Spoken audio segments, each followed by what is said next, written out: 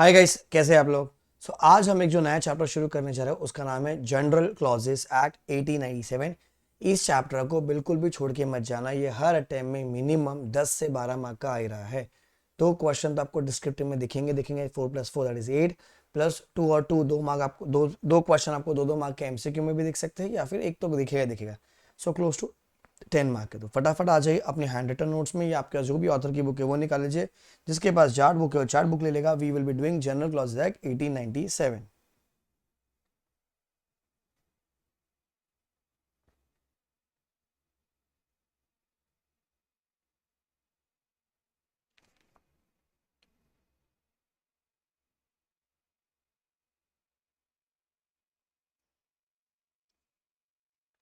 Okay, चलो शुरू करते हैं। अगर पसंद आ जाए तो गाइज जरूर recommend this to your friends and अगर दूसरे व्हाट्सएप ग्रुप पे भी शेयर कर दीजिएगा, टेलीग्राम ग्रुप पे भी। एंड फाइनल में जवाब तो जरूर याद कर दीजिएगा क्योंकि मैं वहाँ पढ़ाऊंगा आपको ऑडिट और एसपीएम का सेट ए। अगर आपका ग्रुप 2 पेंडिंग है तो you can buy my audit classes, you can visit our website www.letslearnindia.in and वहाँ पर आपको सारी डिटेल्स मिल जाएगी। कभी कोई दिक्कत हो तो आप कॉल भी कर सकते हो नंबर पे। ठीक है, देखो अभी। So guys, the year is what? General Clauses Act. General Clauses Act 1897. General Clauses Act 1897. Sir, ये क्या है? बाप है बाप। ठीक है, किसका? Sir, GCA 1897 was enacted on 11th March 1897 to consolidate and extend the earlier GCA. दो थे ना, 1868 वाला था और 1887 वाला था। दोनों को क्लब करके अभी कौन सा वाला चलेगा? अभी नया वाला चलेगा 1897 वाला। ठीक है। Its primary function is to provide the definitions for commonly used terms and establish general principles of interpretation for central acts and regulations in India. Sir central act का मतलब क्या होता है? वो ये वाले एक्ट होता है जो पूरे इंडिया को एप्लीकेबल, जैसे जीएसटी हो गया, इनकम टैक्स हो गया, कंपनीज एक्ट हो गया। अगर कोई एक्ट में डेफिनेशन नहीं दी है और आपको पता नहीं उसका मतलब क्या है तो आप आके जीसी में पढ़ लीजिए। या अगर डेफिनेशन दी है पर वो डेफिनेशन से आपको बहुत एब्सर्डिटी आ रही है, वेगनेस आ रहा है, अजीब आ रहा है, तो आप क्या करोगे? आप आके जीसी 1897 में आके रेफर कर सकते हैं। Objects. It shortens the language of central acts. It provides uniformity of expressions in central acts. जैसे फॉर एग्जाम्पल गुड फेथ है, गुड फेथ अगर नहीं डिफाइन किया गया आपके एक्ट में, आप आके जीसी में पढ़ सकते हो। तो उसको हम कहते हैं लॉज ऑफ ऑल लॉज या बाप of all acts, father of all laws. It states convenient rules for construction and interpretation of central acts. It includes common clauses which otherwise ought to be included in the every central act. ठीक है, तो ये object है, कुछ काम का नहीं है। यहाँ से आएगा, ये एग्जाम में आया था, इस बार के एमसीक्यू में था। No territorial clauses defined. GCA में no territorial clauses defined. However, it shall apply to all the central acts. ये नहीं पता कि ये पूरे इंडिया को एप्लीकेबल, खाली इतना बोला है नो टेरिटरी इज डिफाइंड यहाँ पर कि कितना एप्लीकेबल है। It applies to all the central act. Then GCA does not apply to state laws. GCA does not apply to state laws. तो एक तो इसको अंडरलाइन कर लीजिए और इसको अंडरलाइन कर लीजिए। Then some basic understanding. Exam में आता है ये भी सर, ये भी काम का चीज़ है। Preamble.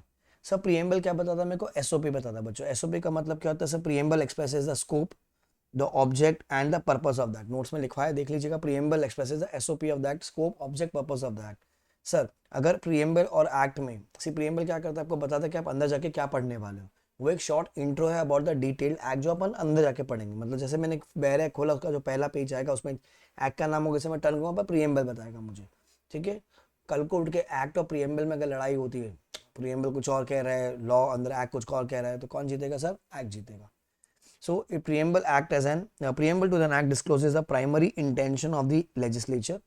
It discloses the primary intention of the legislature, but can only be brought in as an aid of interpretation if the language of the statute is not clear. Statute का मतलब भी law होता है।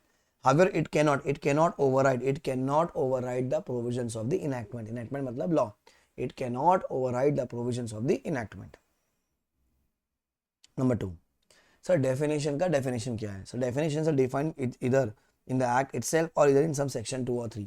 कोई भी act अगर आप उठाओगे तो वहां पर डिफाइन होती है, तो सेक्शन 1 जनरली एप्लीकेबिलिटी होता है, 2 और 3 में डेफिनेशन बता देते हैं। The object of the definition is to avoid the necessity of frequent repetitions in describing all the subject matter to which the word or expression so define is intended to apply. जैसे भी अगर मैं contract पढ़ रहा हूँ तो उसने contract define कर दिया, अब बार बार कॉन्ट्रैक्ट को डिफाइन करने की जरूरत नहीं है ना, वो कॉन्ट्रैक्ट डिफाइन कर ही दिया है। अगर आप कंपनीज एक्ट पढ़ते हो पर कंपनीज को डिफाइन कर दिया, इनकम टैक्स एक्ट पढ़ रहे हो तो इनकम टैक्स को डिफाइन कर दिया वो लोग ने। ठीक है, however If there may be words which are not defined in the definitions of the particular act, then the meaning of such word may be taken from GCA 1897.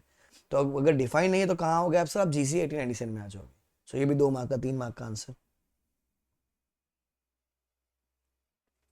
Sir means and includes, ये भी आता है exam में.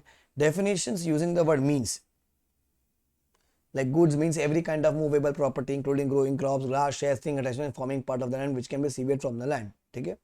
So means basically means क्या, exhaustive definition, exactly defined है, मतलब वही है जो लिखा है वैसा. So basically means is exact, exhaustive. Means is exhaustive, exact. ठीक है. Now definition using the word includes. Includes का मतलब होता है inclusive in nature. Include जैसे dividend includes interim dividend, सिखाया था ना आपको. Dividend includes interim dividend, okay, and it's an extensive, मतलब क्या है वो थोड़ा सा आगे भी जा सकता है. Includes an inclusive definition that is basically extensive. The word you define is not restricted to the meaning assigned, but has an extended meaning, which also mean the assigned to, which also includes the meaning assigned to it in the definition. अगर means and includes दोनों use किया गया तो it is क्या, it is exhaustive. Means को ज्यादा weightage दीजिएगा, means मतलब क्या, exhaustive, and अगर include वर्ड यूज किया गया तो इसको हम बोल देंगे extensive. Means exhaustive, includes extensive. Means exhaustive, exhaustive मतलब exact, exact. एक बार एग्जाम में डेफिनेशन आ गई, मीन्स का बता दी कब यूज करने का, अलॉन्ग विद एन एग्जाम्पल. तो मैंने आपको गुड्स का एग्जाम्पल लिख दिया, बोला goods mean so and so, या आप कुछ और भी लिख सकते हो अगर याद आता है तो. इंक्लूड्स में अपन ने ये लिखा, फिर लिख दिया डिविडेंड इंक्लूड्स इंटरिम डिविडेंड. फिर मीन्स एंड इंक्लूड्स मतलब क्या हो जाएगा सर, वो भी एग्जॉस्टिव हो जाएगी. ठीक है. मीन्स मतलब क्या, एग्जॉस्टिव डेफिनेशन. सर नेक्स्ट क्या आएगा आपका, शैल एंड में. शैल एंड में सर शैल का मतलब क्या होता है, कंपलसरी. मे का मतलब क्या होता है, वॉलंटरली. ठीक है. कभी कभी शैल को हम क्या यूज कर लेंगे, मे यूज कर लेंगे. मे को क्या यूज कर लेंगे, शैल यूज कर लेंगे. मतलब समझने के लिए, बेयर एक में चेंज नहीं करना है, खाली समझने के लिए वैसे. So the word shall be use where something which is mandatory और imperative, while the word may be used to convert something which is not mandatory, मतलब voluntary. ठीक है. But is only directory or enabling. However, sometimes the word may and shall can be interpreted interchangeably. May को shall पढ़ने का, shall को may पढ़ने का, depending upon the intention of the legislation. The use of words may and shall with respect to such matters in the same section of a statute shall normally lead to a conclusion that word shall will impose an obligation, whereas word may give a discretionary power. तो generally shall को बोलते हैं may को बोलते हैं shall, but sometimes मतलब मे को शैल पढ़ने का, शैल को मे पढ़ने का. मे होता है वॉलंटरी डिस्क्रिशनरी, शैल होता है कंपल्सरी मैंडेटरी. ठीक है. तो ये हो गए बेसिक्स. देन कुछ इंपॉर्टेंट डेफिनेशन जो एग्जाम में आती है वो भी पढ़ाया होता है, फिर आप 1 and 2 स्लाइड साथ में पढ़िएगा. 1 सर एक्ट क्या होता है. सर एक्ट मतलब जैसे एक तो बेयर एक्ट वाला वर्ड हो गया एक्ट, एक होता है action. You have committed a wrongful act, तो बेसिकली ये हमेशा गलती वाले पॉइंट पे जाएगा. वो ये कौन सा एक्ट हुआ, गलती वाला act. It refer to an offence or a civil wrong. It shall include a series of act which refer to acts done extend also to illegal omission. मतलब जो भी आपने सिविल रॉन्ग किया होगा, जैसे मैंने सिग्नल तोड़ दिया तो I have committed a wrongful act. मेरे तोड़ने की वजह से क्या हो गया, किसी का नुकसान हो गया, तो I have committed a wrongful act. बार बार मैं सिग्नल तोड़ रहा हूं, committed series of wrongful acts. Sir affidavit क्या होता है. इट इंक्लूड्स अफर्मेशन, ये भी एग्जाम में आया हुआ है 2 या 3 मार्क का. It includes affirmation and declaration. It includes affirmation and declaration. क्या बोलोगे, it includes affirmation declaration and in case of person by law allowed to affirm और डिक्लेयर इंस्टेड ऑफ स्वेरिंग. कसम खाने के अलावा, मतलब कसम की जगह पर हम क्या बोलेंगे, अफर्म और declare. It includes affirmation and declaration. It includes affirmation and declaration and in case of person by law who are allowed to affirm or declare instead of swearing. Sir financial year क्या होता है, starts on 1st April ends on 31st March. Calendar year क्या होता है, 1st Jan to 31st December. Then sir what is immovable property. Immovable property shall include क्या, land हो गया, जमीन. Anything fasten to anything attach to, sorry फिर ये पढ़ते हैं, benefits arising out of land, crops, पेड़, वो सब हो गया, टिम्बर. थिंग्स अटैच टू अर्थ, क्या बोलोगे, अभी मिस्टेक है, things attach to earth. Building हो गया, बिल्डिंग भी इमूवेबल प्रॉपर्टी. अब इसके ऊपर अगर टावर है, इसके ऊपर अगर एक एयरटेल का टावर है, so anything fasten to anything attach to the land. Anything fasten to anything attach to the land मतलब पहले लैंड है, उसके ऊपर कुछ फास्टन है, मतलब कुछ अटैच्ड है, उसके ऊपर कुछ हमने और फास्टन कर दिया. लिफ्ट बोल दीजिए, ठीक है, कोई मशीन बोल दीजिए जो परमानेंटली कभी हिल नहीं सकती वो. So land shall sorry building sorry immovable property shall include land, benefits arising out of land, things attach to the land, anything fasten to anything attach to the land. अच्छा, अगर मैं बोलता हूँ ये लैंड है, लैंड के ऊपर अगर ट्री है तो ट्री इमूवेबल है। अब जैसे कट जाएगा तो क्या हो जाएगा, टिम्बर हो जाएगा, तो टिम्बर क्या हो जाएगा, मूवेबल हो जाएगा। All property except immovable property are called as what, movable property. Any property except immovable property is called as what, movable property. ये भी एग्जाम में आता है इस बार। पर्सन का मतलब क्या होता है sir, company, association, body of individual, cab. Person shall include company, association, body of individual. Question था आइडल, मतलब भगवान की जो मूर्ति होती है ना आइडल, क्या वो पर्सन है, नहीं सर वो पर्सन नहीं है। कंपनी पर्सन है, एसोसिएशन पर्सन है, बॉडी ऑफ इंडिविजुअल पर्सन है। 3 मार्क का आंसर था अब एग्जाम में। सर इम्प्रिजनमेंट का मतलब क्या होता है, इधर डिस्क्रिप्शन रिगरस और simple as defined IPC. Imprison as per Indian Penal Code, IPC मतलब Indian Penal Code. Sir government क्या, government include both central and state government. क्या बोलोगे, government includes both central government and state government. ठीक है, ये हो गया definition. फिर डॉक्यूमेंट, ये भी रिपीटेटिव एग्जाम क्वेश्चन, ये भी। सो डॉक्यूमेंट शैल इंक्लूड क्या, any matter which is written, express और डिस्क्राइब अपॉन एनी सब्सटेंस। आप कागज पे लिख दीजिए, दीवार पे लिख दीजिए, पत्थर पे लिख दीजिए, किसी पे भी कुछ भी लिखा हो, एक्सप्रेस किया हो, डिस्क्राइब किया गया बाई मीन्स ऑफ लेटर्स और फिगर्स। वर्ड्स लिखा हो, नंबर्स लिखा हो, या इन दोनों को मिक्स करके लिखा हुआ है, और by more than one of those means which is intended to be used or which may be used for the purpose of recording that matter, which is intended to be used or which may be used for the purpose of recording that matter. Sir month का मतलब क्या होता है, record, मतलब calculate as per the British calendar, मतलब Jan to December month, 1 से 30 तारीख का बोलते हैं हम लोग मंथ। राइटिंग छोड़ सकते हैं हम लोग। Official gazette, official gazette shall mean the official gazette of India, official gazette of the state. इसका मैंने ब्रीफ आंसर लिखा है नोट्स में, वो लिखिएगा एग्जाम में। It is printed at government of India press, ticket is publish weekly, याद है वो ऐसा लिखवा है, तो वो लिखिएगा ऑफिशियल गजेट का आंसर। Gazette of India and gazette of state. Offence का मतलब क्या होता है, any act or omission, any act or omission made punishable by law for timing in force, any act or omission made punishable by law for timing in force. Sir good faith का मतलब क्या है, anything shall be deem to be good faith where it is in fact it is done honestly, where it is done negligently और not. Sir आपने अगर सच्चाई से काम किया, भले वो नेग्लिजेंटली काम किया, हम क्या मान लेंगे उसको, गुड फेथ मान लेंगे। Nothing is said to be done in good faith which is done without due care and attention as a man of, as it is expected with a man of ordinary prudence. मतलब उसको ये नहीं, good faith नहीं होगा कब, जब आपने अगर ध्यान नहीं दिया जो नॉर्मल आदमी को देखना चाहिए था। बहुत सारे क्वेश्चन अपने क्वेश्चन बैंक में जहाँ पर वो लिखा है ना घड़ी वाला, एक लड़की जाते है घड़ी खरीदने के लिए, आंटी जाते हैं घड़ी खरीदने ऑर्नामेंट्स खरीदने के लिए, पर क्या उन्होंने चेक ही नहीं किया, तो हम ये मान लेंगे कि क्या दुकान वाला गुड फेथ में बेच रहे हैं। नहीं, अरे सर कोई भी नॉर्मल आदमी जाएगा तो घड़ी चेक करेगा ना, पहन के देखेगा, चालू हो कि नहीं चालू, वो देखेगा बराबर, as is expected with a man of ordinary prudence. आपने वो देखा नहीं तो भैया वो गुड फेथ में नहीं है। Very repetitive, very important, good faith answer very important, notes में ध्यान रखिएगा, लिखवाया भी है और मार्क भी करवाया क्वेश्चन, ठीक है ध्यान रखिएगा। वापस पढ़ते इसको। A thing shall be deemed to be done in good faith where it is in fact done honestly, whether it is done negligently or not. अच्छा, nothing is said to be done in good faith which is done without due care and attention as is expected with a man of ordinary prudence. Clear हो गया? चलो, giving 5 minutes, बहुत सारी definition है यहाँ पर basic, ठीक है मैं जूम करके कर रहा हूँ, आप इसको रीड कीजिएगा। Slide 1 and 2 read.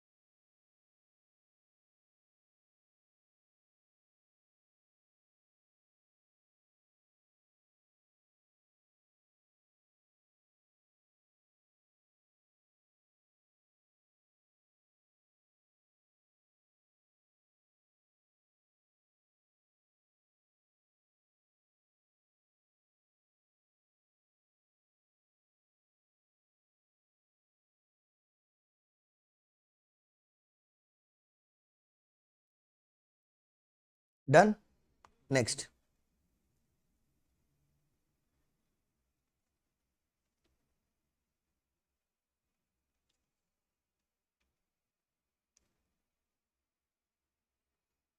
Next answer पे आ जाएगी सीधा. Section number 6, effect of repeal. Effect of repeal, section number 6. Sir repeal shall not revive anything not enforce. वो वापस से नहीं लाएगा. रिपील मतलब पूरा उखाड़ के फेंकना हो गया. It shall not affect the previous operation of the act. Repeal कुछ भी नहीं होगा, जो हो गया वो हो गया, कुछ नहीं कर सकते change. It will not affect any right, privilege, obligation or liability accrued under the repealed act. It will not affect any penalty, forfeiture or punishment incurred under the repealed act. It will not affect any investigation, legal proceedings और जो हो गया वो हो गया, नया कुछ नहीं आएगा. कुछ एक्टिव नहीं हो सकता, कोई पेनल्टी तो वो नहीं लग सकती, जो लग गए, नया नहीं ऐड होगा कुछ भी. ठीक है, रिपील वाला आंसर इंपॉर्टेंट एग्जाम में आया हुआ है. Repeal. Then section 9, commencement and termination of time. ये भी आया हुआ है. If any series of days starts with the word from, then the first day should be excluded. जहां से भी from होता है तो आपको exclude करना पड़ता है. जहां तक वो to होता है, it should be included. Dividend should be declared within 30 days of the AGM. बराबर. So अगर मैं बोलता मेरा 1 अप्रैल को 2024 को अगर मैंने डिविडेंड डिक्लेयर किया है तो 1 अप्रैल वुड बी एक्सक्लूडेड. ये first would be excluded, last would be included. तो हम बोलेंगे first will be excluded and last will be included. First would be excluded, last would be included. First would be excluded, last would be included. First would be excluded, last day would be included. Computation of time. Sir अगर court या office close है last day पर, ठीक है, जैसे बोलते हैं मैं 3 साल में केस कर सकते हैं, जो 3 साल का जो आखिरी दिन है वो, ठीक है, उस दिन कोर्ट बंद है, तो क्या हो जाएगा सर, कौन सा दिन लेने का भी अपने को. It shall be presume the done on the next day when the court or office is open. कब केस कर सकते हो आप sir? On the next day when the court or office is open. On the next day when the court or office is open. Then measurement of a distance, section number 11. तो section number 6 effect of रिवील काम का. Commencement of times काम का 9. Computation of time section number 10 important. 11 measurement of distance. Distance shall be measured in a straight line on a horizontal plane. Distance shall be measured in a straight line on a horizontal plane. Distance shall be measured in a straight line on a horizontal plane. ये भी exam में आया हुआ है 2 mark के लिए. 11. 13 gender and number. Sir, word importing the masculine gender shall taken to include females. Words importing masculine gender shall be taken to include females. Words in a singular form shall take be plural and vice versa. जैसे अपन बोलते हैं men, MAN, तो it is applicable to one single man. It is also applicable to all the men. It is also applicable to all the men. बराबर. तो words in a singular form shall take plural and vice versa. Male shall include female. जैसे हम लोग auditor पढ़ रहे थे, वहां लिखा था the auditor should do this, he should be liable for this, he should get all this right. तो he includes she, male includes female. फिर नीचे आपको मिलेगा एक रिपील वर्सेस डिलीशन. ये भी एग्जाम में आया हुआ है. Repeal ordinarily brings about the complete obliteration of the provision. मतलब हमेशा के लिए उसको उखाड़ के फेंक दिया, as it never existed. Repeal ordinarily brings about the complete obliteration. Obliteration मतलब deletion of the provision as if it never existed, whereas the deletion will take the effect from the day it is deleted. तो जो पुराना है वो है पर वहां आगे से डिलीट हो गया. ठीक है sir. Deletion will take effect from the date of the legislature affecting the said deletion. जिस दिन से वो डिलीट होगा. Never to effect the total effecting or wiping out of the provision as if it never existed. मतलब repeal तो बचपन से delete हो जाएगा, मतलब वो हमेशा आप बोल सकते हो उसको retrospective. Deletion would be prospective. अगर आज डिलीट किया तो आज से डिलीट है. रिपील मतलब स्टार्टिंग से उखड़ जाएगा वो. क्लियर हो गया चीज. Next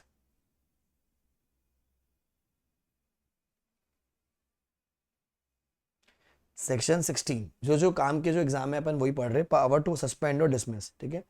the power of appointment shall also include the power to suspend और डिसमिस एनी पर्सन. ये भी एग्जाम में आया हुआ है. The power to appoint shall also include the power to suspend और डिसमिस एनी पावर. ठीक है. सेक्शन 16. अगर मैंने अपॉइंट किया है तो मेरी ही ताकत है उसको निकालने के लिए. आप उसको आर्ग्यू नहीं कर सकते सर, आपको तो खाली अपॉइंटमेंट का ताकत है. The power of appointment shall also include power to suspend और dismiss any person. Exam question.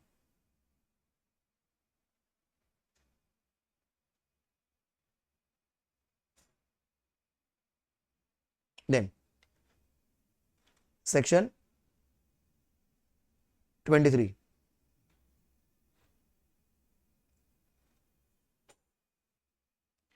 Section 23 sir where a power to make rules or bylaws after publication is given, ठीक है।